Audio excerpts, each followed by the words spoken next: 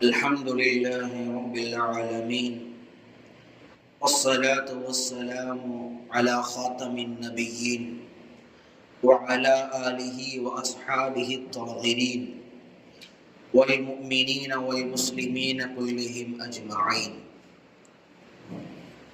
أما بعد، فقد قال الله تبارك وتعالى في كلامه العزيز والفرقان المجيد بعد أعوذ بالله من الشيطان الرجيم بسم الله الرحمن الرحيم.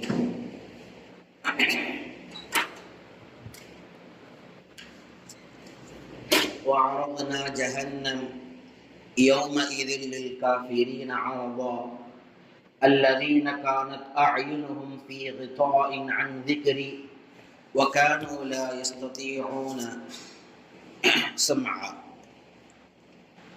وقال رسول الله صلى الله عليه وسلم: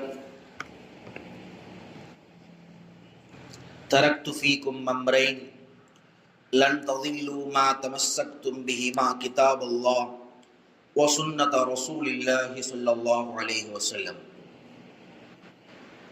சங்கை குறித்தான் அல்லாஹின் நடிகார்களே, அருமையான நண்பர்களே, அல்லாஹினுடைய பேர் உபகாரத்தின் அடிப்படையில் சூரத்துல் கஹஃப் அதனுடைய 100 ஆயத்துகள் 99 ஆயத்துகள் வரை அதனுடைய அர்த்தத்தோடும் அதனுடைய விளக்கங்களோடும் முடிந்திருக்கிறது. குர்ஆனினுடைய மிக முக்கியமான படிக்க வேண்டிய சூறாக்களில் ஒன்று சூரத்துல் கஹஃப். வாலிபர்களுக்கு ஏராளமான படிப்பினைகள், மூசா அலைஹிஸ்ஸலாமுடைய வரலாறு, பொதுமக்களுக்கு பொதுவான படிப்பினைகள், யஜூஜ் மஅஜூஜுடைய வரலாறு, மறுமையை மறந்து வாழக்கூடிய மக்களுக்கான சிறந்த படிப்பினை, அதுபோல பல தலைப்புகளை உள்ளடக்கிய ஒரு சூரா சூரத்துல் கஹஃப். இப்போ 100வது வசனம் அல்லாஹ் சுப்ஹானஹு வ தஆலா யஜூஜ் மஅஜூஜை அவர்களை பற்றி முடித்துவிட்டு அல்லாஹ் நரகத்தினுடைய சில காட்சிகளை நமக்கு முன்பாக சமர்ப்பிக்கிறான். பிஸ்மில்லாஹிர் ரஹ்மானிர் ரஹீம். வஅரضنا ஜஹன்னம் யௌமஇذ லில்காஃபிரீன அரضா. அல்லாஹ் சொல்கின்ற போது சொல்கிறான், வஅரضنا ஜஹன்னம், நரகத்தை நாம் முன்னால் சமர்ப்பிப்போம். அரத அப்படின்னு சொன்னா எதுக்கு சொல்லுவாங்க? ஒரு பொருளை ஒருத்தருக்கு முன்னால அறிமுகப்படுத்துறது. ஒரு சாவி இருக்குது, அது டெஸ்க்கு மேல வைத்து அதை உங்களுக்கு முன்பாக அறிமுகப்படுத்தி சமர்ப்பிப்பதற்கு பெயர் தான் ஆரம்பம். அதுபோல அல்லாஹ் நாளை மறுமையில் நரகத்தை சமர்ப்பிப்பான். யாருக்கு முன்னால? யௌமஇதின், கியாமத்துடைய நாள்ல, லில் காஃபிரீன அரதா, அல்லாஹுவை நிராகரித்த மக்கள், அல்லாஹுக்கு மாறு செய்த மக்களுக்கு முன்பாக அல்லாஹ் நரகத்தை சமர்ப்பிப்பான். இந்த ஆயத்தினுடைய விரிவுரையாளர்கள் கருத்தெழுதுகின்ற பொழுது ஒரு விஷயத்தை அழகாக சொன்னார்கள். நரகத்தில் போடுவது ஒரு தண்டனை, நரகத்தில் போட்டு அவனை வேதனைப்படுத்துவது ஒரு தண்டனை, நரகத்தில் அவன் போறதுக்கு முன்னால ஒரு தண்டனை என்னன்னா அதை காட்டி அவனை பயமுறுத்துறது. உதாரணமா ஒருத்தருக்கு சிறை முடிவாக விடுகிறது, தவறு செய்யறாரு, சிறைச்சாலைக்கு போகணுன்ற விஷயம் முடிவாயிருது. முடிவான உடனே அவர் சிறைக்கு போவதற்கு முன்பாக சிறையினுடைய காட்சிகளை பார்க்கிறார். சிறை எப்படி இருக்கும்? சரியான உணவுகள் இருக்காது, நினைத்த வாழ்க்கை இருக்காது, எல்லா கஷ்டங்களையும் கண்களுக்கு முன்னால பார்க்கிறாரு. முதல்ல என்ன உண்டாகும்னா பயம் ஏற்படுறதுக்கு முன்னால ஒரு ஆள் மனக்கவலை ஏற்படும். நம்ம இங்கேயா வாழ போறோம், இவ்வளவு மாறு செய்யறதின் காரணமாக நம் வாழ்க்கை இங்கு அமைந்து விட்டது என்ற ஒரு வருத்தம் ஏற்படும். அது மாறி நாளை மறுமையில் பாவிகளுக்கு என்ன சிந்தனை ஏற்படும்னா, உலகத்துடைய வாழ்க்கையை நம்மை மறக்கடிக்க செய்து விட்டதால் இன்று இந்த நரகம் நமக்கு முன்பாக காண்பிக்கப்படுகிறது. இப்ப நரகத்துல போடுறது ஒரு தண்டனை அப்படின்னா, நரகத்தை காண்பித்து அவர்கள் நிம்மதி கொலைப்பது அல்லாஹ்வுடைய தண்டனை ஒண்ணு. அதனாலதான் அல்லாஹ் நரகத்தை சமர்ப்பிக்கிறான், காண்பிக்கிறான் என்ற அர்த்தத்தோடு இந்த ஆயத் பதிவு செய்யப்பட்டிருக்கிறது. இந்த நரகவாசிகள், இந்த மறுப்பாளர்களுடைய முக்கியமான 2 குணங்களை குர்ஆன் இங்க பேசுது அடுத்த ஆயத்துல. குர்ஆன்ல ஏராளமான வசனங்கள்ல பார்க்க முடியும். சொர்க்கத்திற்கு செல்லக்கூடியவர்கள் அதற்கான காரணம், நரகத்திற்கு செல்லக்கூடியவர்கள் அதற்கான காரணம், எல்லா இடங்கள்ல பார்க்கலாம். இந்த இடத்துல அல்லாஹ் சுப்ஹானஹு வ தஆலா ரெண்டு முக்கியமான காரணங்கள் குறிப்பா சொல்ல போனா இன்றைய காலத்தில் அதிகமாக வழி தவறுவதற்கு இந்த ரெண்டு காரணம் தான் முக்கியமானது. அப்ப அல்லாஹ் 100வது ஆயத்துல 101வது ஆயத்துல அல்லாஹ் சொல்லி காண்பிக்கிறான், அல்லதீன, அந்த மறுப்பாளர்கள் குணம் எப்படி இருந்தது என்று சொன்னால், கானத் அயுனுகும், அவர்களுடைய பார்வை ஃபீ கிதாஇன் அன் திக்ரி, அல்லாஹ் சொல்கின்ற பொழுது என்னுடைய அனைத்து விதமான நினைவுகளை விட்டும் கண்கள் மூடிய வண்ணமாக இருந்தது, எதுவுமே தெரியாது. அல்லாஹ் குர்ஆன்ல சொல்றான், இன்ன ஸம்அ வல் பஸர வல் ஃபுஆத் குல்லு உலாயிக கான அன்ஹு மஸ்ஊலா. பார்வை, செவிபுலன், இதயம், இந்த ஒவ்வொன்றுக்கும் நாளை மறுமையில் கடுமையான கேள்வி கணக்கு இருக்கின்றது. ஏன் இது பல பேருக்கு வாழ்க்கையில கிடைக்கல. இன்னைக்கு எத்தனையோ கேட்பாரற்ற இல்லங்கள் இருக்குதுங்க, போய் பாருங்க. பார்வை இல்லாத மக்கள் அங்க இருக்கிறாங்க. காது பிறந்ததிலிருந்து காது கேட்க முடியாத மக்கள் இருக்கிறாங்க. பிறந்ததிலிருந்து சொந்தமாக யோசிக்க முடியாத அளவுக்கு புத்தி சுவாதீனம் இல்லாத மக்கள் இருக்கிறாங்க. அவங்களுக்கு ஃபுஆது, உள்ளத்தினுடைய யோசனை சக்திகள் கிடையாது, ஏதோ பேசிட்டு இருப்பாங்க. இப்ப அல்லாஹ் இது அவங்களுக்கெல்லாம் கொடுக்காம நமக்கு கொடுத்திருக்கிறான் அப்படின்னா கட்டாயமா கேள்வி இருக்குது. அதை வைத்து என்ன செய்தாய்? உன் பார்வை வைத்து என்ன செய்தாய்? உன்னுடைய காதுகளை வைத்து என்ன செய்தாய்? கட்டாயமான கேள்விகள் உண்டு.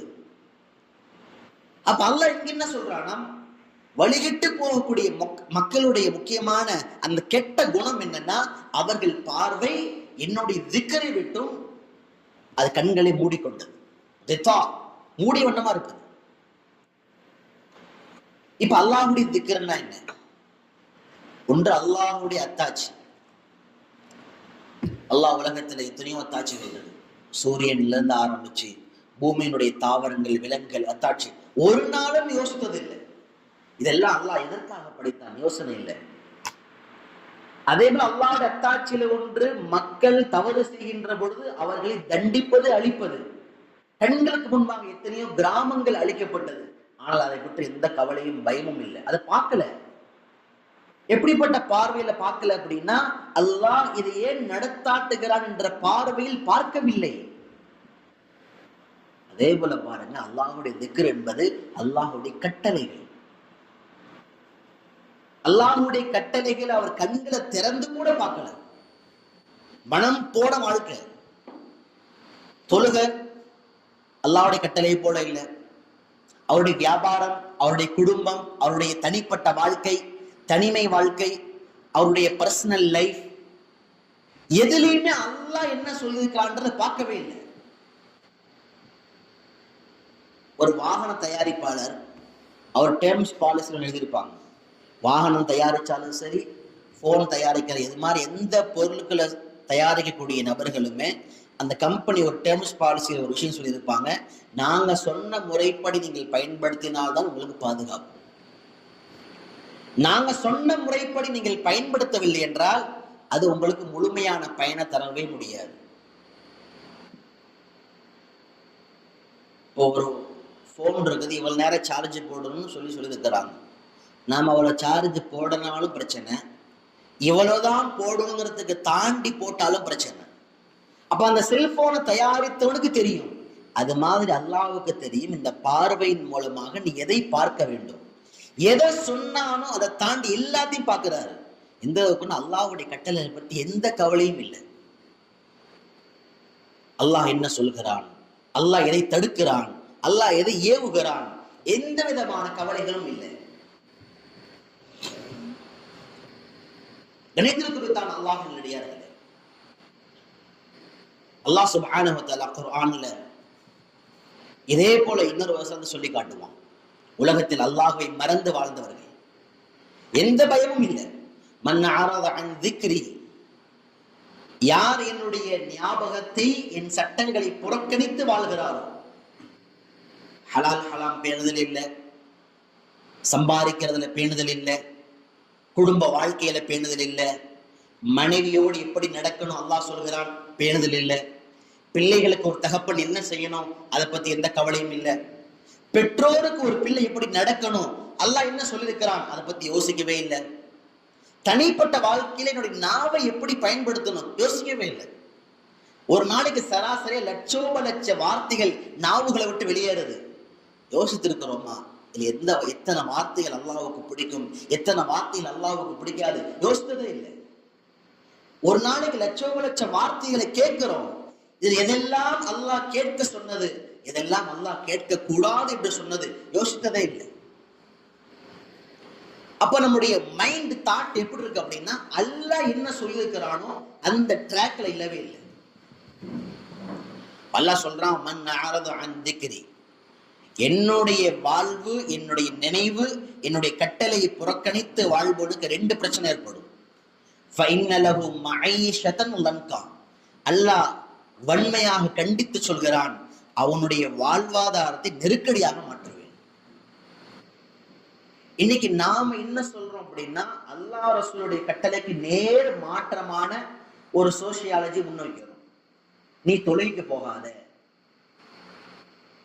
நீ குர்ஆன் ஓதாத, அல்லாஹ்வுடைய தொடர்புல இருக்காத, நபியோட சுன்னத்தை பின்பற்றாத, இப்படி எல்லாம் உன்னை மாத்திக்கோ, உனக்கு சம்பளம் அதிகமா கிடைக்கும், வாழ்க்கையில உனக்கு நிம்மதி கிடைக்கும், கண்ணியம் கிடைக்கும், உயர்வு கிடைக்கும், அதெல்லாம் அப்புறம் பார்த்துக்கலாம். இந்த சோசியாலஜிக்கு பின்னால நம்ம யாரு போறாங்களோ அல்லாஹ் சொல்ற வார்த்தை ஃபஇன்ன லஹு மஈஷத்தன் லன்கா, வாழ்க்கையில நெருக்கடியா மாத்தி விட்டுருவோம். நெருக்கடியான வாழ்க்கை எப்படி இருக்கும் அப்படின்னா, உதாரணமா எந்த செயலை செய்தாலும் அவர்னால அந்த வாழ்க்கையில ஒரு சக்சஸ் அடையவே முடியாது. உதாரணமா சாதாரணமா ஒரு சம்பாத்தியம், இதை இவர்னால இத்தனை நாள சம்பாதிக்க முடியும்னா அல்ல நெருக்கடியா மாத்தி டபுள் மடங்கா மாத்திடுவோம். அப்படியே அதை மீறி பணம் கைக்கு வந்தாலும் பணம் நிக்காம போயிரு கையில, எல்லாமே இருக்கும், நிம்மதி இருக்காது, உடல் ஆரோக்கியத்தை எல்லாம் பிடுங்கிடுவான், வீட்டுல எல்லாம் சண்டை ஏற்படுத்திடுவான், உறவுகளை விட்டு எல்லாம் தூரமாக்கிடுவான். அல்லாஹ்வுடைய எல்லா விஷயத்திலும் அல்லாஹ் அவருடைய அபிவிருத்தி பரக்கத்தை எல்லாம் தடை செஞ்சிருவான். ஏன்? நீ அல்லாஹ்வுடைய திக்ரை, அல்லாஹ்வுடைய கட்டளையை, அல்லாஹ்வுடைய வார்த்தைகளை மறந்து விட்டதால். ஒண்ணு. ஆயத்து அல்லாஹ் ரெண்டாவது சொல்வான், வனஹ்ஷுருஹு யௌமல் கியாமத்தி அம்மா, மறுமையில் அவனை நாம் குருடனாக எழுப்புவோம். ஏன்? உலகத்துல உன் பார்வை அல்லாஹ் என்ன சொன்னான் என்பதை ஏறிட்டு பார்க்கல, அந்த பார்வை மறுமையில் குருடனாகவே இருக்கட்டும். قال كذلك أتتك آياتنا فنسيتها, அல்லாஹ் சொல்கிறான், கதாலிக அதத்க ஆயாத்துனா, அடியானே உன்னிடத்துல என் அத்தாட்சிகள் வந்தது, என் சட்டங்கள் வந்தது, குர்ஆன் வந்தது, எல்லாமே சொன்னாங்க உனக்கு வாப்பா, ஆனா நீ எப்படி இருந்த அப்படின்னா ஃபனசீதஹா, எல்லாத்தையும் மறந்துட்ட. யோசித்து பாருங்க, வாழ்க்கையில குர்ஆன்ல எத்தனை சட்டத்தை நாம பின்பற்றோம், ஆயிரக்கணக்கான சட்டங்கள் இருக்குது, எத்தனை சட்டத்தை நாம பின்பற்ற ஆரம்பித்திருக்கிறோம். ஃபனசீதஹா, உன் வாழ்க்கை எல்லாத்தையும் மறந்துட்ட. நபி என்ன சொன்னார்கள், அல்லாஹ் என்ன சொன்னான், எல்லாவற்றையும் மறந்ததால் கதாலிக்கல் யௌம துன்சா, இன்றைய நாள் நீயும் மறக்கடிக்கப்படுவாய். உலகத்துல யார் அல்லாஹ்வை பயந்து வாழ்ந்த கண்கள் நாளை மறுமையில் அல்லாஹ்வுடைய பயம் இல்லாமல் இருக்கும். உலகத்துல அல்லாஹ்வை மறந்து வாழ்ந்த நபர்கள் நாளை மறுமையில் இவர்கள் அல்லாஹ்விடத்தில் மறக்கடிக்கப்படுவார்கள். இப்போ உலகத்துல என்ன பண்றோமோ அதுதான் நாளைக்கு ரியாக்ஷன் நடக்கும். சமீபத்துல கூட நம்ம சொல்லிட்டு இருந்த வார்த்தை என்னன்னா, மறுமை வாழ்க்கை என்பது நாம உலகத்துல செஞ்ச செயல்களுக்கான தாக்கம். நாம உருவாக்க முடியாது மறுமை வாழ்க்கையை. அல்லாஹ்ட பார்த்துக்கலாம், அல்லாஹ்ட பேசிக்கலாம், நடக்காததெல்லாம். நாம் எதை உலகத்தில் செய்கிறோமோ அதன் பிரதிபலிப்பு, அதன் தாக்கம் தான் மறுமை வாழ்க்கை. பெருமானார் ஸல்லல்லாஹு அலைஹி வஸல்லம் ஹதீஸ்ல சொல்றாங்க, எந்த மனிதன் போதையை குடிப்பவனாக, போதை அருந்துபவனாக, போதையை அதோட பழக்கத்தில் உடையவனாக இருக்கிறானோ நாளை மறுமையில் அல்லாஹ் அவனுக்கு தீனத்துல் ஹபால் என்று சொல்லப்படக்கூடிய பானத்தை புகட்டுவான். சஹாபாக்கள் கேட்டாங்க, யாரும் சொல்ல தீனத்துல் ஹபால்னா என்ன? அப்ப பெருமானார் ஸல்லல்லாஹு அலைஹி வஸல்லம் சொன்னாங்க, நரகவாசிகள் நரகத்தில் கொதித்து கொதித்து அவர்கள் உடம்பிலிருந்து வெளியேறக்கூடிய வேர்வை, வேர்வை பானமாக புகட்டப்படும். உலகத்துல குடிச்சல்ல, ஹராமானது குடிச்சல்ல, சகிக்க குடிச்சல்ல, அல்லாவுக்கு பிடிக்காது என்று தெரிந்தும் போதை உன்னை பயன்படுத்தி கொண்டாயே, இதோ நரகவாசிகளுடைய வேறவே குடி. அப்ப நாளைக்கு யாரும் கொடுக்கும் போது இல்ல இல்லங்க வேணாங்க நான் குடிக்க மாட்டேன்னு சொல்ல முடியாது. ஏன்? உலகத்துல நீ செஞ்ச செயலுக்கான ரியாக்ஷன். முதல்ல ஆக்ஷன் நடந்தது, அப்ப ரியாக்ஷன் பிறக்குது. நீ உன்னை செஞ்ச, அதனால அல்லாஹ் உனக்கு இதை கொடுக்கறான். உலகத்துல மோசடி பண்றாரு, ஜகாத்து கொடுக்கல, தவறான வழியில பொருளாதாரம் சம்பாதிக்கிறாரு, நகை சேமிக்கிறாரு, மோசடியாக பணத்தை சம்பாதித்தால் நாளை மறுமையில் அவையெல்லாம் வளையங்களாக, நரகத்தின் வளையங்களாக, நரகத்துல சூடு செய்யப்பட்டு கொதிக்க கொதிக்க வளையங்களாக போடப்படும். இல்லைங்க எனக்கெல்லாம் போட்டு விடாதீங்க, என்னால தாங்க முடியாது, சொல்ல முடியாது. ஏன்னா அந்த வாழ்க்கை நீ கிரியேட் பண்ணக்கூடிய வாழ்க்கை இல்லை. என்ன ஆக்ஷன் நடந்ததோ அதற்கான ரியாக்ஷன். பெருமானா ஸல்லல்லாஹு அலைஹி வஸல்லம் ஹதீஸ்ல சொல்றாங்க, எந்த கண்கள் அல்லாஹ்வுடைய அச்சத்தால் அழுததோ, உலகத்துல தப்பு செஞ்சிட்டாரு அல்லாஹ், இரவுல பாவம் நடந்துச்சு, காலையில் எழுந்தோம் அல்லாஹ்வோட பயம் வந்துருச்சு, அல்லாஹ்ட்ட அழுகுறாரு, அல்லாஹ்ட்ட கெஞ்சுறாரு, கண்ணீர் விடுறாரு, எல்லாம் என்னை மன்னித்து விடு, எல்லாம் என்னை மன்னித்து விடு, தவறாமல் பலகீனத்தால் சூழ்நிலையால் பாவம் நடந்து விட்டது ரப்பே. மாலை காலையில் ஒரு பாவம் நடக்குது, இரவு ஆனது அல்லாஹ்வுடைய பயம் வந்துருது, ரப்பே என்னை மன்னித்து விடுவாயாக கதறாரு. இப்படி எந்த கண்கள் அல்லாஹ்வுக்கு முன்பாக அழுது பழகி விட்டதோ அச்சத்தால, ஆக்ஷன் நடந்துருச்சு, ரியாக்ஷன். பெருமானார் சொன்னார்கள், நாளை மறுமையில் அந்த கண்கள் நரகத்தை விட்டு பாதுகாக்கப்படும். இப்ப என்ன நடக்குதோ அதனுடைய எதிர் வினைதான் நாளை மறுமை. உலகத்துல ஒரு மாதிரி வாழ்ந்துட்டு நான் மறுமையை நல்லவனா வாழ்ந்துருவேன், சோபோகமா வாழ்ந்துருன்னு சொல்லவே முடியாது. உலகத்துல அல்லாஹ்வை மறந்துட்டு நாளை மறுமையில அல்லாஹ்வுக்கு முன்னால அல்லாஹ்வுடைய பொருத்தம் கிடைச்சிடும், அல்லாஹ்வுடைய நெருக்கம் கிடைச்சிடும், கண்டிப்பா முடியாது. அது சாத்தியமே இல்லை. நீ பாக்குறமா இல்லையா, சில பேர் கட்சியில இருப்பாங்க, கட்சியுடைய எந்த வேலையும் செய்ய மாட்டாங்க, ஆனா யாரையாவது காக்கா பிடிச்சி 2 பேர்த்த காக்கா பிடிச்சி அந்த கட்சியுடைய தலைவருக்கு முன்னால போய் வந்துருவாங்க. அந்த உலகத்துல அந்த வேலை நடக்கும். உலகத்துல எதுவுமே செய்யனாலும் யாரும் காக்கா பிடிக்க முடியும். ஆனா அல்லாஹ் அப்படி இல்லை. அல்லாஹ் நாளை மறுமையில் அல்லாஹ்வுடைய குணம் என்னவென்று சொன்னால் அர் ரஹீம், ரஹ்மான் கிடையாது. ரஹ்மானுக்கும் ரஹீமுக்கும் வித்தியாசம் இருக்குது. அறிஞர் பெருமக்கள் சொல்வார்கள், அர் ரஹ்மான் யார் என்றால் உலகத்தில் எல்லார் மீதும் இரக்கம் உண்டு. நீ எவ்வளவு பாவம் செஞ்சாலும், எத்தனை கொலை பண்ணாலும், எவ்வளவு விபச்சாரம் பண்ணாலும், எவ்வளவு அல்லாஹ் மறுத்தாலும், அல்லாஹ்வை திட்டுனாலும், அல்லாஹ்வை இல்லைன்னு சொன்னாலும், அல்லாஹ்வை முழுமை ஈமான் கொண்டாலும், என்ன செஞ்சாலும் மற்றவனுக்கு என்ன கிடைக்குதோ எல்லாம் உனக்கும் கிடைக்கும். மழை பெய்ஞ்சா உனக்கும் மழை பெய்யும், அவனுக்கு உணவு கிடைச்சா உனக்கு உணவு கிடைக்கும், எந்த வேறுபாடும் இல்லை. இப்போ உலகத்துல அல்லாஹ் ரஹ்மானாக இருக்கிறான், நாளை மறுமையில் அல்லாஹ் ரஹீமாக இருக்கிறான். ரஹீமுடைய சிஃபத் என்ன அப்படின்னா, எது சரியோ அங்க இறக்கம் வேலை செய்யும், எது தப்போ தப்புனா தப்புதான், ஷதீதுல் இகாப், கடும் பிடி உண்டு. அப்ப நிறைய நேரங்கள்ல பாவம் செய்யறவங்களுடைய தாட் என்னவா இருக்குது அப்படின்னா, 2 விஷயம் இருக்காது. ஒண்ணு, அல்லாஹ் என்ற உணர்வு இருக்காது.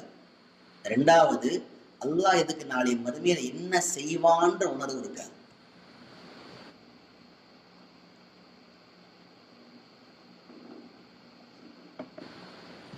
ஏன்னா ஒரு பாவம் எப்ப நடக்கும் தெரியுமா?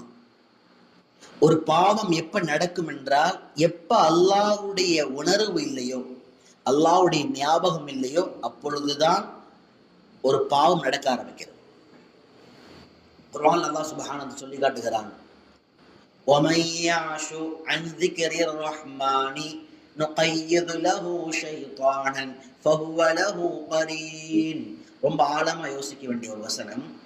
وَمَن يَعْشُ عَنْ ذِكْرِ الرَّحْمَنِ, ஃபர்ஸ்ட் என்ன செய்யறாருன்னா, ரஹ்மான் ஆகிய அந்த அல்லாஹ்வுடைய திக்ரை விட்டும் யார் மறதியாக இருக்கிறாரோ, ஃபர்ஸ்ட் ஆக்ஷன் நடக்குது, அல்லாஹ்வுடைய திக்ரை விட்டு மறதியா இருக்கிறார்.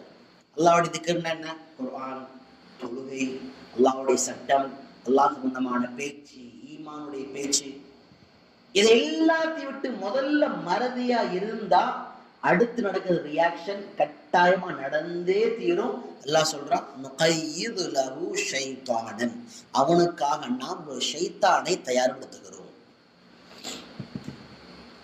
அவனுக்காக ஒரு ஷைத்தானை தயார்படுத்தி கொடுக்கிறோம். எதற்காக?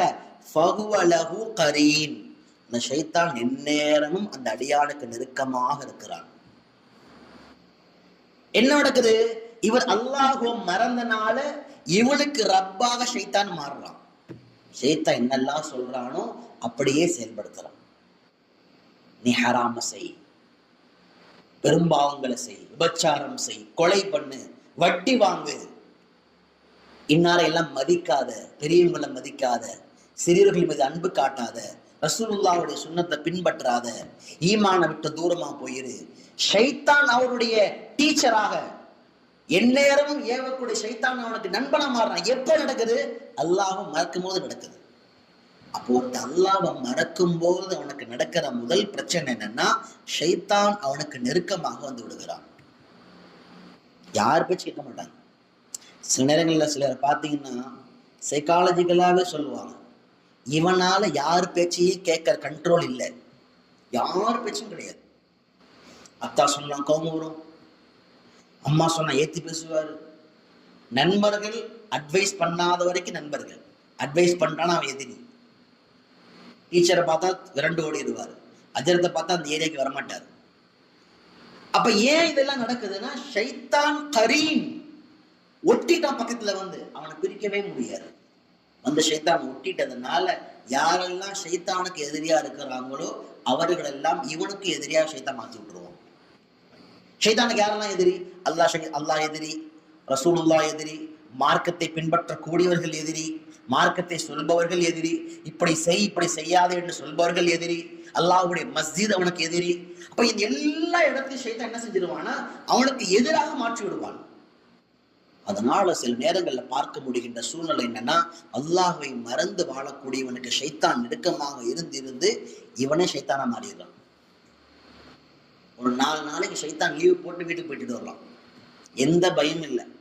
நம்ம ஆளு சாஹிப் 4 நாளைக்கு போனா என்ன செய்வாரு? பள்ளியாசு போயிட்டு என்ன செய்யறது? திருந்தி 40 நாள் ஜமாத் போயிட்டு என்ன செய்யறது? குர்ஆன் எடுத்து ஓத ஆரம்பிச்சு என்ன செய்யறது? பயமே தேவையில்லை. 4 நாளைக்கு ஜாலி வீட்டுக்கு போயிட்டு வருவான். ஏன்? அவனே ஷைத்தானா மாறிட்டான். இப்ப அவனே 10 பேர்த்து கெடுக்கிற அளவுக்கு திறமை உருவாயிருச்சு. இதோடைய ஆரம்ப புள்ளி என்ன? மை யாஷு அன் திக்ரி ரஹ்மான். ஃபர்ஸ்ட் கட்டம் அல்லாஹ்வுடைய நினைவு அப்படியே கொஞ்சம் கொஞ்சமா மறக்க ஆரம்பிப்பாரு. தஹஜ்ஜத்ல இருந்தவரு தஹஜ்ஜத் போச்சு, முதல்ல தஹஜ்ஜத் தானே. அப்புறம் முன்பின் சுன்னத்துகளோடு தொழுத தொழுகை, முதல்ல முன்பின் சுன்னத்துகள் மட்டும் போச்சு. ஃபர்ல நான் ஜமாத்துல பக்காவா இருப்பாங்க, என்ன போனா என்ன ஃபர்ல இருக்குது இல்ல. ஷைத்தான் அடுத்து ஃபர்ல தொழுகை வீட்டுல தொழுக வைப்பான். ரொம்ப பிஸிங்க, டைம் இல்லை பள்ளியாசல் வர்றதுக்கு, வீட்டிலே தொழுதுக்கிறேங்க. அந்த 5 தொழுகை 4ஆ மாறும், 4 3ஆ மாறும், 2ஆ மாறும், 1ஆ மாறும். ஐவேளை ஃபர்லான தொழுகை வாழ்க்கையை விட்டு போகும். ஐவேளை ஃபர்லான தொழுகையை தொழுது பல நாட்கள் ஆயிரும். ஆனாலும் ஷைத்தான் அதை ஞாபகப்படுத்தவே மாட்டான். ஏன்? முதலில் எப்பொழுது நீ அல்லாஹ்வை மறக்க ஆரம்பிக்கிறாய் சிறிது சிறிதாக, உன் வாழ்வில் ஷைத்தான் நெருக்கமாயிட்டே இருக்கிறான். அதனால ஒரு அடியானுக்கு 2 பேர் நெருக்கமா இருப்பாங்க. ஆனா 2 பேர்ல யாரோ ஒருத்தர் தான் இருப்பாங்க. கூடவே 2 பேர் இருப்பாங்க, ஆனா நெருக்கமா ஒருத்தர் தான் இருக்க முடியும். ஒன்னு ஷைத்தான், இன்னொன்னு மலக்கு, அல்லாஹ்வால் அனுப்பப்பட்ட மலக்கு. அதே போல ஷைத்தான். எப்ப நீ அல்லாஹ்வால் அனுப்பப்பட்ட மலக்கு உனக்கு நல்ல விஷயத்தை ஏவும் பொழுது, நேரான பாதைக்கு காட்டும் பொழுது, அதை செய்யாமல் நீ தள்ளி தள்ளி போகிறாயோ, ஷைத்தான் பக்கத்துல வந்துருவான். நுகையது லஹு ஷைத்தானன் ஃபஹுவ லஹு கரீன். அவன் முதல்ல செய்யற வேலை என்ன? வைன்னஹும் லயசுத்தூனஹும் அன் சபீலில்லாஹ். அல்லாஹ்வுடைய பாதையை விட்டும் அல்லாஹ் சம்பந்தமான அத்தனை விஷயங்களை விட்டு உன்னை முதல்ல பிளாக் பண்ணிடுவான். எவ்வளவு நேரம் வேணாலும் போனை நோண்டிட்டு ஹெட்செட் போட்டுட்டு பாட்டு படம் பார்க்க முடியும், ஆனா 5 நிமிஷம் கூட குர்ஆன் கேட்க முடியாது. நீ சில பேரை பார்க்கலாம், சில பேருக்கு ஹெட்போன் போறது பழக்கம் இருக்கும், ஆனா எந்த அளவுக்கு அது பிரச்சனையா மாறும்னா 4-5 மணி நேரங்கள் கூட பாவத்தை செய்ய முடியும், ஆனா 5 நிமிஷம் குர்ஆனை கேட்க முடியாது, பார்க்க முடியாது. அவ்வளவு கோபம் வரும், அவ்வளவு தூக்கம் வரும், களைப்பு வரும். ஏன்? ஷைத்தான் விட மாட்டான் கூட. அப்ப அல்லாஹ் சுப்ஹானஹு வ தஆலா அழிந்து போகக்கூடிய ஒருவனினுடைய முதல் அடையாளமாக சொல்வது குர்ஆனிலே, அவர்கள் பார்வை அல்லாஹ்வுடைய திக்ரை விட்டு மறந்து விடும். பார்க்க வேண்டிய பார்க்க மாட்டார். ஒரு அறிஞர் அழகாக ஒரு வார்த்தை சொல்வார், ஒரு உறுப்பு அதன் மூலமாக எதை செய்ய வேண்டுமோ அதை செய்யவில்லை என்றால், அந்த உறுப்பின் மூலமாக என்னவெல்லாம் செய்யக்கூடாதோ அது எல்லாம் தானாக நடக்கும். ஒரு கண் பார்வை அல்லாவை பார்க்கல, அல்லாவை சிந்திக்கல, குர்ஆனை பார்க்கல, திக்ர பார்க்கல, தொழுகையை பார்க்கல, நல்ல விஷயங்களை பார்க்கல அப்படின்னா அது அங்க நிக்காது. அடுத்த ஆட்டோமேட்டிக்கா பாவத்தின் பக்கமா போயிடும். ஒரு காது கொடுத்திருக்கிற அல்லாஹ் அதை கேட்க வேண்டியவை மட்டும் கேட்கல. எவ்வளவோ குர்ஆனை கேட்கலாங்க, மாஷா அல்லாஹ். குர்ஆனை கேட்கலாம், எத்தனையோ பயான்களை கேட்கலாம், குர்ஆனுடைய விளக்கங்களை கேட்கலாம், ஆர்வமா ரசனையா கேட்டுக்கிட்டே இருக்கலாம். ஆனா பாவங்களையும் புறம் பேசுவதையும் குறை பேசுவதையும் இந்த காதுகள் கேட்க ஆரம்பித்து விட்டால், பாட்டுகளையும் ஆபாசங்களையும் இந்த காதுகள் தொடர்படியாக கேட்க ஆரம்பித்து விட்டால் வேற எதுவுமே வராது. 5-6 மணி நேரம் நாள் அடுத்தவனை பத்தி சாதாரண பேசுவாரு, ஆனா அரை மணி நேரம் கூட மார்க்கத்துடைய விஷயத்த கேட்கவே மாட்டார். என்ன பாய் வந்துட்டீங்களா, என்ன சொல்லுங்க, டக்குன்னு சொல்லிட்டீங்களா, கிளம்புங்க. 10 நிமிஷம் பொறுமை கேட்க முடியலையே. காதுகள் பழகி விட்டது பாவங்களுக்காக. இல்ல அந்த ஆயத்தை கடைசியா சொல்றான் பாருங்க, அந்த அழிந்து போகக்கூடிய மக்கள் 2வது அடையாளமாக நல்ல விஷயத்தை கேட்டு விளங்கக்கூடிய சக்தி அல்ல எடுத்துருவான். அவர்கள் சக்தி பெற மாட்டார்கள். அவர்கள் நல்ல விஷயத்தை கேட்பதற்கு சக்தி பெறவே மாட்டார்கள். இந்த ஆயத்துடைய அறிஞர் பெருமக்கள் சொன்னார்கள், என்ன அர்த்தம் அப்படின்னா, எதையுமே கேட்டு விளங்குன்ற மெச்சூரிட்டி இருக்காது, எதுவும் காதுக்குள்ளே போகாதுங்க. ஒண்ணும் இல்லை, இங்க உட்கார்ந்து இருக்கிற நம்ம இந்த விஷயங்கள் எவ்வளவு தூரம் உள்ள போகுது? காது வரைக்கும் போது காது வெளியே போயிருதா, இல்ல காது வழியே உள்ள போதா? உள்ள போன விஷயம் தாக்கத்தை ஏற்படுத்துதா? தாக்கத்தை ஏற்படுத்திய விஷயம் அடுத்து என்ன செய்யலாம் என்ற கவலை ஏற்படுத்துதா? இல்ல எதுவுமே இல்லை. ஷாபாங்க சொன்ன பின்னாடி என்ன செய்யலாம்? ஏதாவது சில்லி கடையை பார்க்க போலாமா? எந்த ஊருக்கு போலாம்? இல்ல இதெல்லாம் இயல்பு. அப்ப நாம உள்ளத்தில் எதை எடுக்கிறோம்? ஒரு விஷயத்தை கேட்கறது பெருசு இல்லை, ஒரு விஷயத்தை அமர்ந்து கேட்பது பெரிய விஷயமே இல்லை, அது எல்லாராலையும் முடியும். ஆனா குர்ஆன் என்ன சொல்லுதுன்னா, அதை விலகி கொள்ள சக்தி பெற மாட்டார்கள். எல்லாம் விழுந்துச்சுங்க, அலிஃப் லாம் மீம் அடிக்கல் கிதாபுல் லா ரைப ஃபீஹி, அது தோதனாரு பள்ளியாசல்ல படிச்சாங்க, தாலீம் படிச்சாங்க, ஹதீஸ் சொன்னாங்க, விளக்க உரை என்னென்னமோ சொன்னாங்கங்க. எல்லாம் காதில் விழுந்தது. நான் காது கேட்காத செவிடன் அல்ல, காதில் விழுந்தது. விழுகுவது பெரிதல்ல, விளங்கினோமா? விளங்குதல் வேறு, விழுகுதல் வேறு. இன்னைக்கு விழுகுது, ஆனா விளங்குறது இல்லை. அப்ப நாளை மறுமையில் அல்லாஹ் எந்த மக்களுக்கு எதிராக நரகத்தை முன்வைப்பானோ அப்படிப்பட்ட மக்களுடைய 2 முக்கியமான குணங்கள். ஒன்று, அவர்கள் அல்லாஹ்வுடைய கொடுத்த பார்வையை அல்லாஹ்வுடைய திக்ரை விட்டும் திருப்பிக் கொண்டார்கள். அதே போல 2வதாக அவர்கள் தங்களுடைய செவி புலன் மூலமாக விளங்க வேண்டியதை விளங்காமல் போய்விட்டார்கள். விளங்காமல் போனதற்கு காரணம் அந்த விளங்குகின்ற திறனை முழுக்க முழுக்க பாவத்திலேயே செலவு செய்து விட்டார்கள். யோசிச்சு பாருங்க, 15 வயதுல ஒருத்தன் வாலிப வயசு அடையிறான். 15 வயசுல வாலிப வயசு அடைஞ்சு 25-30 வயசு வரைக்கும் ஒன்லி சினிமா, ஒன்லி பாட்டு, பொண்ணுங்க, என்ஜாய்மெண்ட் என்று போகின்ற அந்த உள்ளம், பார்வை, செவிபுலன் என்று திரும்பி அல்லாஹ்விடத்தில் வரும். சில நேரங்கள் அந்த வாழ்க்கை மௌத்து வரைக்கும் இழுத்து சென்று மௌத்தின் தருணத்தில் தான் உனக்கு மரணம் வந்துவிட்டு என்பதை காட்டுகிறது. அதனால இந்த வாழ்க்கையிலிருந்து முதல்ல மீண்டு வரணும். நம்முடைய பார்வையும் செவிபுலனும் உள்ளமும் எதை நோக்கி பயணம் செய்கிறது என்பதை அவ்வப்போது யோசிக்க வேண்டும். தடம் புரண்டால் உடனடியாக வர வேண்டுமே தவிர தடம் புரண்ட பாதையிலேயே போகக்கூடாது. அல்லாஹ் சுப்ஹானஹு வ தஆலா அடுத்த ஆயத்திலே சொல்வான், 102வது வசனம், அஃபஹஸிபல்லதீன கஃபரு. 2வது முக்கியமான எச்சரிக்கை, நிராகரித்தவர்கள் எண்ணிக்கொண்டார்களா, ஐயத்தஹிது இபாதி, அல்லாஹ் சொல்றான் என் அடியார்களை ஆக்கிக் கொள்வதை. எப்படி ஆக்குறது? மீன் தூணி, எண்ணெய் விட்டுட்டு. அல்லாஹ் சொல்ற சிலாங்கள எண்ணெயை விட்டுட்டு நான் எதெல்லாம் படைச்சனோ அதை அவர்கள் ஆக்கிக் கொள்வார்களா? எப்படியாக? அவுலியா, நெருக்கமாக. அல்லாஹ்வை விட்டு விடுவது, அல்லாவை விட்டுட்டு நான் எதெல்லாம் படைத்தேனோ அதையெல்லாம் நெருக்கமாக அவர்கள் ஆக்கிக் கொள்வதா?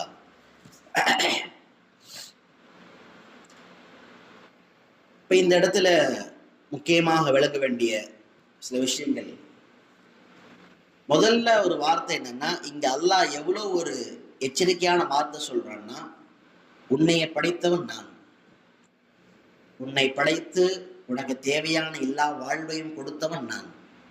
ஆனா நீ என்ன செய்யறன்னா, என்னை விட்டுட்டு நான் எதையெல்லாம் உன்னை போன்று ஒரு படைப்பாக படைத்திருக்கிறேனோ அதை உனக்கு நெருக்கமாக வைத்திருக்கிறாய். ஒரு அடியானுக்கு லைஃப்ல எது ரொம்ப நெருக்கமா இருக்கணும்? அல்லாஹ். எல்லா விஷயத்திலும் அல்லாஹ் இருக்கணும். என்ன சொல்ல போனா பிரியனும் கூட முதல் அல்லாஹ் மேலதான், முதல்ல. இரண்டாவது மனைவி மேல, இரண்டாவது பெற்றோர்கள் மேல. நம்பிக்கை முதல்ல அல்லாஹ் மேல, அடுத்தது அடுத்தடுத்தவங்க மேல. ஒரு மிகுந்த பயம் முதல்ல அல்லாஹ் மேல, அடுத்தது அடுத்தவங்க மேல. நம்பிக்கை, பிரியம், பயம், இந்த 3 கேட்டகரியிலுமே நமது உள்ளத்தில் முதலாவதாக இருப்பவன் யார்? இந்த கேள்வி கேளுங்க. நம்பிக்கை, பிரியம், பயம், இந்த 3லே, இந்த 3 விஷயத்திலையும் நம்முடைய உள்ளத்தில் முதலாவதாக இருப்பவன் யார்? எங்க இருக்கிறாங்க ஒரு வாரம் அப்படி இல்லை. எல்லாரோடையும் அல்லாஹ்வை நம்ம பண்ண அது இல்லை. நான் அல்லாஹ் எங்க வச்சிருக்கிறேன்? முதல்ல அல்லாஹ் என்ன அல்லாஹ் எச்சரிக்கையா சொல்றான்னா, என்னை விட்டுட்டு மற்ற எல்லாத்தையுமே உனக்கு வணங்கக்கூடிய ஒண்ணா மாத்திட்டேன். உதாரணமா, நான் அனுப்பின ஈசா அலைஹிஸ்ஸலாம், அந்த ஈசாவை நீ கடவுளா மாத்திட்டேன், என்னை விட்டுட்டேன்.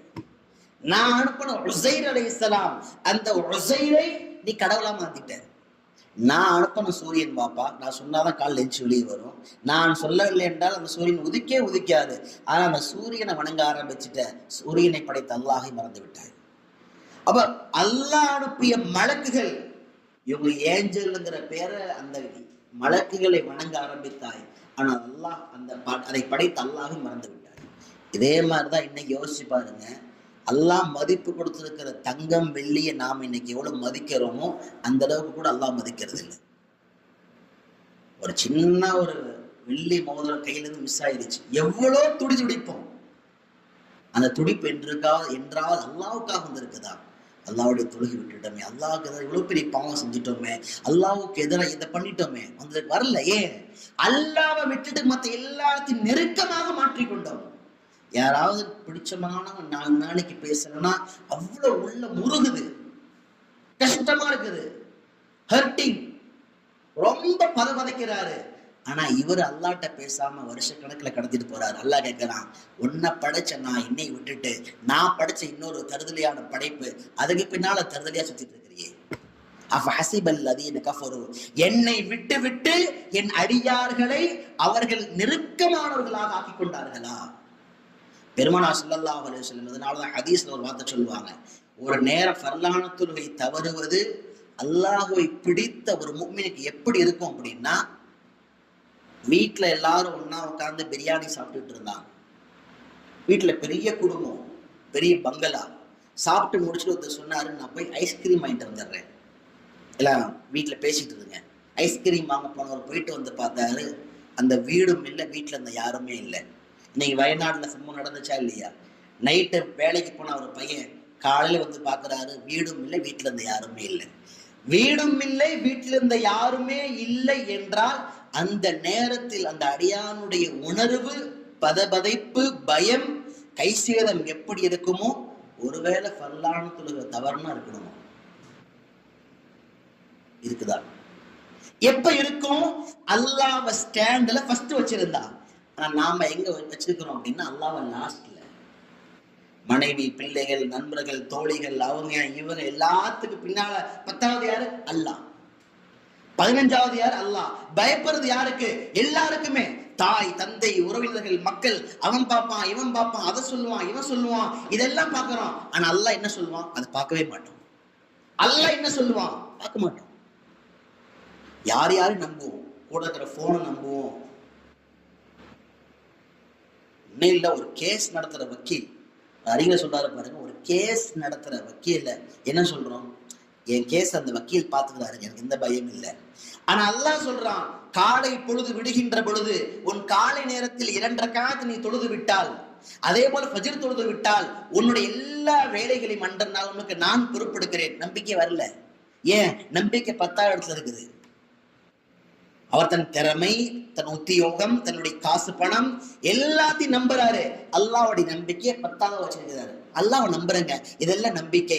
நம்பிக்கையானாலும் பிரியமானாலும் பயமானாலும் அல்லாஹ்வை நான் முதல் தரத்திலே வைத்திருந்தால் அதுதான் அல்லாஹ்வை நான் முழுமையாக ஏற்றுக்கொள்வது.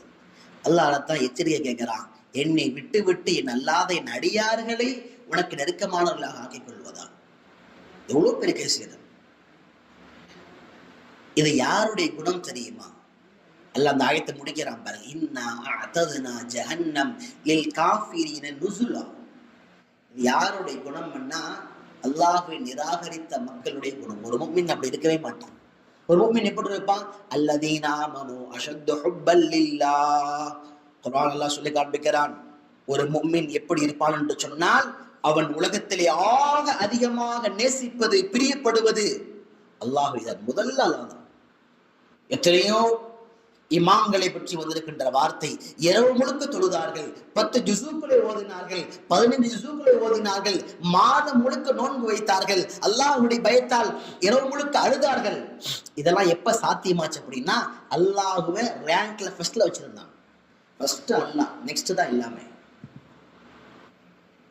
அப்ப அல்லாஹ் எங்க வைக்கணும் அப்படிங்கிறத முதல்ல விளங்கணும். இன்னா அஅததுனா ஜஹன்னம். அல்லாஹ் சொல்லி காண்பிக்கிறான் ஆயத்தினுடைய கடைசியிலே, நாம் தயாரித்து வைத்திருக்கிறோம் ஜஹன்னம், நரகத்தை, லில் காஃபிரீன், என்னை நிராகரித்து வாழ்ந்த மக்கள். நமக்கு என்ன நினைப்புனா, அடிக்கடி நிராகரித்தவனாலே அவன் தான், நம்ம இல்லை. நம்மளா யார்? முஸ்லீம்கள். நிராகரிப்பவனா யாரு? அந்த மதத்துல இருக்கிறவன், இந்த மதத்துல இருக்கிறவன். அப்படி இல்லை.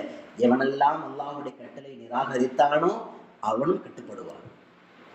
அல்லாஹ்வுடைய கட்டளை நிராகரிப்பது என்பது அல்லாஹ்வை மறுப்பது மாத்திரம் அல்ல, அல்லாஹ்வுடைய கட்டளைன்னு தெரிஞ்சும் உதாசீனப்படுத்துறது. பார்த்துக்கலாங்க, எல்லா நேரத்திலையும் சும்மா சும்மா மார்க்கும் முஸ்லீம் இருக்க முடியுமா? பிடிச்சது எப்பங்க லைஃப்ல செய்யறது? இதெல்லாம் சும்மா எல்லாத்தையும் ஹராம்ன்றீங்க, ஹலால்ன்றீங்க, இதெல்லாம் செய்யணுங்கிறீங்க, செய்யக்கூடாதுங்கிறீங்க. லைஃப்ல எப்பங்க ஜாலியா இருக்கிறது? எப்பங்க ஜாலியா இருப்பீங்க? நைட்டு படுத்தா காலை எதிர்ப்புமான்னு தெரியாத வாழ்க்கை. வயநாடு உணர்த்திய பாடம், இரவு தூங்கிய நீ காலை நீ கபரில் எந்திரிப்பாயா, தரையில் எந்திரிப்பாயா தெரியாது உனக்கு. அப்படிப்பட்ட வாழ்க்கையில் எங்க ஜாலி? எங்க எது சந்தோஷம்? ஜாலி அப்படின்னா அல்லாஹ் சொன்ன வாழ்க்கைக்கு உட்பட்டதுதான் ஜாலி, அதான் நிம்மதி. அல்லாஹ் சொன்ன வாழ்க்கைக்கு அப்பாற்பட்டு ஒன்றை யோசிக்கிறோம் என்றால் அது ஜாலி அல்ல, நமக்கு நாமே தோண்டுகின்ற படுகொலை. ஜஹன்னம் அலில் காஃபிரீன், அந்த நிராகரித்த மக்களுக்கு நாம் தயார் செய்து வைத்திருக்கிறோம் நரகத்தை. எப்படி? நுசுலன், விருந்தாக. ஒரு விருந்து எப்பவும் எப்படி இருக்கும் அப்படின்னா, விருந்தாளி போனதற்கு பிறகு தயார் செய்ய மாட்டாங்க. அந்த விருந்து உபசரணத்தை விருந்தாளி போனதற்கு பிறகு தயார் செய்ய போக மாட்டாங்க. விருந்தாளி உள்ள வரார் அப்படின்னாலே அவருக்கு தேவையான எல்லா விருந்து உபசரணங்களும் ரெடியா இருக்கும். அது மாதிரி நாளை நரகத்திற்கு போகக்கூடியவனுக்கு போனதற்கு பிறகுதான் தண்டனை அல்ல, போறதுக்கு முன்னாடி எல்லா குரான் எல்லாம் சொல்லிட்டான். நீ என்ன சாப்பிடுவ, என்ன குடிப்ப, நீ எப்படி இருப்ப, நீ அந்த உலகத்தினுடைய வாழ்க்கை எப்படி இருக்கும், நீ உன்னோட உணர்வுகள் எப்படி இருக்கும், உன்னுடைய உடம்பு எப்படி இருக்கும், எல்லாத்தையும் எல்லாம் புட்டு சொல்லிட்டான். அப்ப அது உனக்கு விருந்தாக, நரகம் என்ற வேதனை உனக்கு விருந்தாக காத்து கொண்டிருக்கிறது. அல்லாஹ் அப்படிப்பட்ட கொடூரமான வாழ்வை விட்டு நம்ம எல்லாம் பாதுகாப்பானாங்க. அல்லாஹ் அடுத்த 113வது வசனம், குல், நபியே நீங்கள் சொல்லுங்கள், ஹல் நுனப்பிஉக்கும், நாம் உங்களுக்கு அறிவித்து தரட்டுமா? யாரை பத்தி? பில் அக்ஸரீன அஅமாலா, தன்னுடைய செயல்களால் நஷ்டமடைந்தவர்களை பற்றி.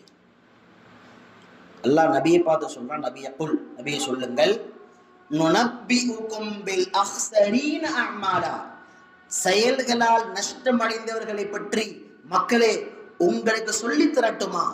அவங்க யார் அப்படின்னா, அல்லதீன வல்ல சஅயுஹும், அவர்களுடைய முயற்சிகள் எல்லாம் மீனாகி விட்டது, ஃபில் ஹயாத்தி துன்யா, உலகத்துடைய வாழ்க்கையிலே. ஆனா என்ன நினைச்சிட்டு இருந்தாங்க அப்படின்னா, வஹும் யஹ்சபூன், எல்லாம் வீணா போயிருச்சு. ஆனா தாட் மட்டும் எப்படி இருந்துச்சு அப்படின்னா, அன்னஹும் யுஹ்ஸினூன சுன்ஆ, நம்ம செஞ்ச எல்லா காரியமும் பர்ஃபெக்டான காரியம், நாம ரொம்ப கரெக்டா நல்ல விஷயம்தான் பண்ணிருக்கோம் நினைச்சாங்க. ஆனா பின்னாடி திரும்பி பார்த்தா எல்லாமே அழிஞ்சு போச்சு. நீங்க எத்தனையோ கூட்டத்தை பாருங்க. ஷியாக்கள் எடுத்துக்கொண்டால் முஹர்ரம் மாதம் வந்து விட்டால் ஹுசைன் ரலியல்லாஹு அன்ஹு அவர்களை ஞாபகப்படுத்துகிறோம் என்ற பேரை தீ மிதிக்கிறார்கள். தீ மிதிக்கிறத நல்ல காரியம்னு சொல்றான். ஆனா அல்லாஹ் சொல்றான், வல்ல சஐஹும், அவர்கள் முயற்சி எல்லாம் வீணாகி விட்டது. அது மார்க்க சொல்லலையே. இந்த ஆயத்திற்கு அறிவியல் பெருமக்கள் சொன்னார்கள், அதாவது நன்மை என நினைத்து செய்த எல்லா காரியமும் நாசமா போச்சு. ஏன்? அதெல்லாம் மார்க்கத்துல சொல்லப்படவே இல்லை. திருமணமே செய்யாம துறவியா போறது மார்க்க சொல்லலையே. உன் முயற்சி வீணாகி விட்டது. எவன் துறவியா இருக்கிறான், எவன் துறவியா இருக்கிறானோ அவன் தான் நிறைய பெண்களை கூட வச்சிருக்கிறான். புரியுதா? அப்ப துறவரம் என்பது இஸ்லாம் ஆதரித்து ஒன்று அல்ல. துறவரமாக இருந்தால் நல்லது என்று நினைத்தாய். ஆனா அல்லாஹ் என்ன பண்ணான்னா, நீ துறவியாக இருந்ததால் உன்னுடைய எல்லா செயலும் நாசமா போச்சு. அதை இஸ்லாம் ஆதரிக்கிறது. அதே போல ஷியாக்களுடைய பல கொள்கை, காயத்தை ஏற்படுத்துவாங்க. அப்படி அடிச்சடிச்சு காயத்தை ஏற்படுத்துவாங்க. நிறைய இந்த ஈராக் நாடுகள்ல பார்க்கலாம். அப்ப கூட சென்னை மாதிரி இடங்கள்ல கூட முஹர்ரம் முதல் 10 பார்க்கலாம். ஒரு கூட்டம் தனியா இருக்கும். நாங்கள் துக்கத்தில் ஆழ்த்திக் கொள்கிறோம் என்று தன்னை தானே அடித்துக் கொள்வார்கள். அப்ப அல்லாஹ் என்ன சொல்றான்னா, நீ நன்மன் நினைச்சு செய்யற, ஆனா எல்லாம் வீணா போகுது. ஏன்னா அதெல்லாம் அல்லாஹ்வோட சொல்லவே இல்லை. எத்தனையோ விஷயம் செய்யறோமா இல்லையா? திருமணம் வந்துட்டா வாழைப்பூ கட்டுறது என்ன, மஞ்சள் தண்ணி ஊத்துறது என்ன, கம்பை நடுறது என்ன, அதை பண்றது இதை பண்றது என்ன, இதெல்லாம் ஏன் செய்யறோம்? அது நல்லது, இது நல்லது. அல்லாஹ் சொல்றான், வல்ல சஐஹும், உன் முயற்சிகள் அனைத்தும் வீணாகி விட்டது. ஆனா எப்படி செஞ்ச?